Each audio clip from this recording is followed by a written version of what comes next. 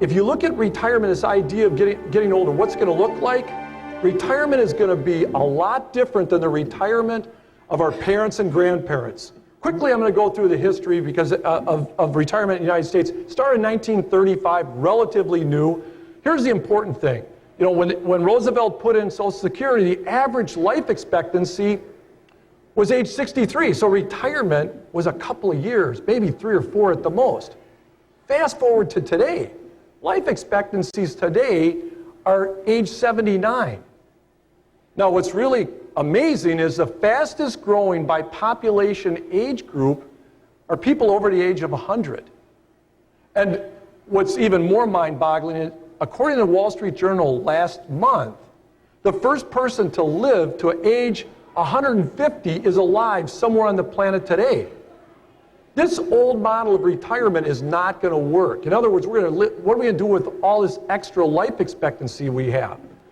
So the point I want to make on that is we need to adopt a new retirement mentality.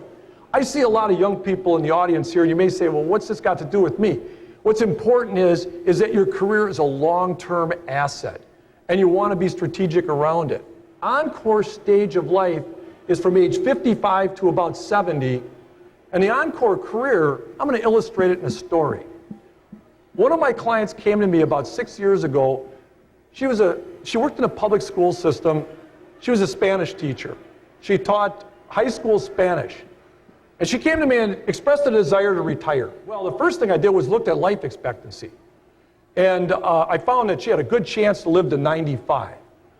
As a side note, for those of you who are interested to see what your life expectancy might look like, check out a website called livingto100.com. So 95 is a long time. I said to her, after I did the math, I said, you know, you got 2 choices. You either slash your standard of living dramatically, or you figure out how to die for sure in 20 years. She wasn't real keen about either of those options. I wanted to give her a positive alternative. So I said, here's a concept for you. You got a shortfall of $30,000 a year for 8 years. If you can figure out how to make that kind of money, you make the runway. You can make it to age 95, everything's going to work for you. She said, well, you're telling me to go back to work? I told you it's killing me. I said, no. I put her in touch with a good career coach, looked at her transferable skills, and she came away with, she reframed the whole deal, and she found an opportunity to work as a consultant for a bilingual employer. In 2 years, not only did they take her serious, but the word got out with 2 other similar companies, and she was making $50,000 a year on a part-time basis. What she discovered was that she loved teaching adult learners. So she started teaching a weekly class in the community for teaching conversational Spanish to adult learners. What she also loved to do is she loved to travel to Latin American countries to go to like yoga spas and retreats and all this. And she said, what do you think about me possibly doing something? She turned out to become a tour guide facilitating travel, and she got to travel for free and make money. Let's fast forward and take a look at where she is today. She's collected her pension.